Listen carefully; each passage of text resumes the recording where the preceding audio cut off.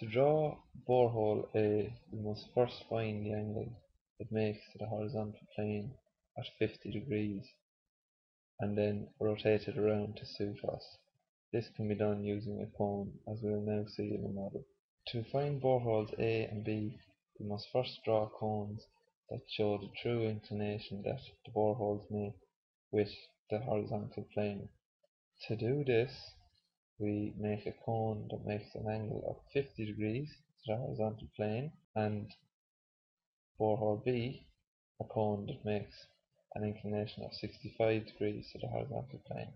For the next part of the question, we need to be looking at a plan view of our cones. The question says that borehole A is drilled in a southeasterly direction. So for this, we can rotate the angle of 50 degrees along this line here, where the mouse is, rotate it around to where it cuts a southeasterly line. This line here is our borehole A. We can do the same for cone B. Cone B is cut so that it leaves borehole B on a northwesterly direction. When we look in at our elevation now, when we look in at our elevation view now, we can see that one side of the cone is at a different angle to the other in both cones. This shows borehole A and B along these lines. Borehole A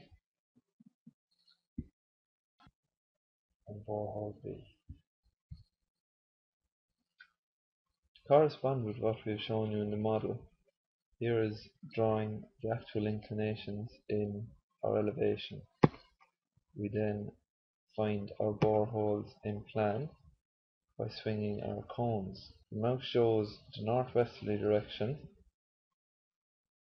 of B and the southeasterly direction of borehole A. These can be got by using the principle of looking in directly at a true length line and rotating it around until we get it to view as we want. We label our boreholes A and B in both plan and elevation, and we find them in both plan and elevation and mark them in.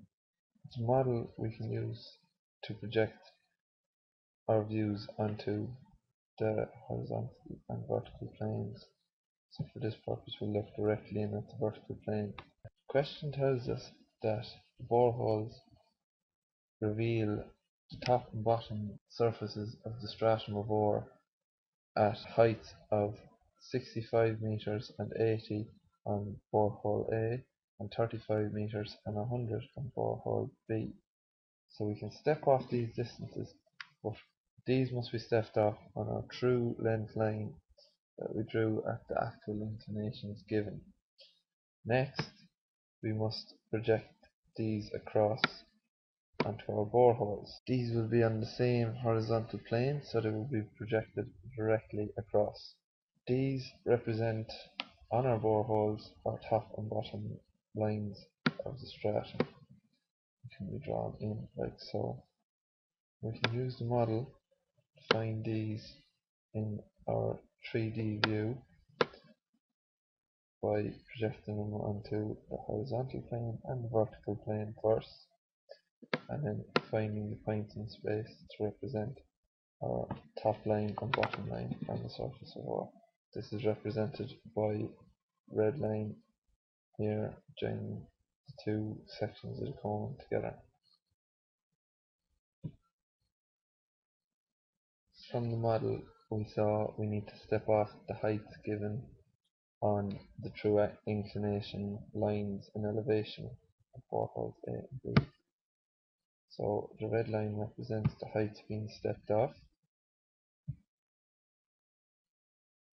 and we can project them across to our borehole, like so. Now we have our top and bottom lines on the surfaces of the stratum of ore. These can also be found in plan and labelled.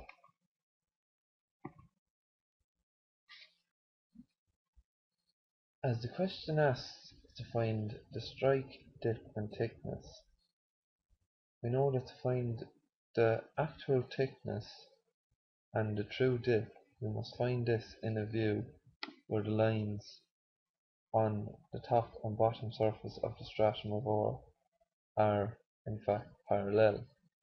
To do this, we use the method from our skew lines question of creating a plane that contains one of the lines on the stratum of ore and that contains a line parallel to the other line on the other surface of the stratum of ore.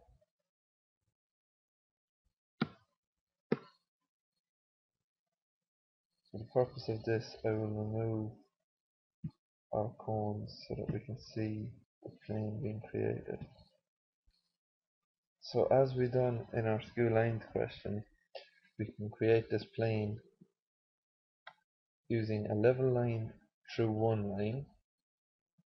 So the level line and the top line are both lines on the plane. So now we need to find a line that will be parallel to the other one. And this can be done by drawing it parallel at the end of our first line. This triangular surface is our plane that is parallel to the other line. We do this in plan also, the same method as last time. So I project this corner of our triangular plane into my plan view, and I do the same as I done in the previous questions and find the plane in plan. When I found this plane, I look out through the same point as I did bring in the level line, and this projects on out. This line is called our strike, which the question asks us to find, so you can label that in your drawing. So as we saw in our model, we bring in our level line through point 2. This means the level line and line 1, 2 are on our new plane, and we also need to find the line on the new plane that is parallel to 3, 4. So we draw a line parallel to 3, 4 from point 1 to where it cuts our level line, and this creates our triangular plane. We do the same in plan by dropping down this plane and moving line 3, 4 parallel from 1, which gives us a point, and this point is looked out through point 2 on our level line in elevation, so the same therefore must be done in plan. When we look out through point 2, the purple line represents our strike. The use of a 3D model allows us to see the plane created and how it is represented, containing one line and is parallel to the other line. In our plan view, we can see the plane, when looked out along, shows the strike. As the question asks for the thickness and the true dip, we will need a view that is perpendicular to the strike. So this can be done in our model by creating a plane and looking directly in at that plane. When we look directly in at this plane, the red lines, one on the upper surface of the stratum of ore and one on the bottom surface, we see these are parallel. By rotating the model, we can see that the plane is being viewed as an edge, same as in our skew lines question, which is a principal. As the lines are now parallel, we can find the thickness between the two lines by drawing a perpendicular line between them, or we can find the dip of the stratum of ore by extending either line to the horizontal plane and checking the angle it makes. In this case, the dip is 48 degrees. Once we have our strike drawn, we can draw an auxiliary view with our x1, y1 line perpendicular to our strike. We project up our points 1, 2, 3 and 4 and step off our heights from our elevation. When we've this done, we can draw in our two lines in our auxiliary view. They will appear parallel as we use the same principles used in the skew line drawing questions. We label our points in this view. The question asks us to find the dip, so to do this we extend one of our lines to our x1, y1 line, and the angle it makes with the x1, y1 line is our true dip. It's a true dip because it is in a view that was taken perpendicular to the strike. Next, we are asked to find the thickness between the head wall and the foot wall of the stratum of ore. As the lines represent a line on each wall, this can be done by taking the perpendicular distance between the two lines in this view, and this will give us the thickness of the stratum of ore.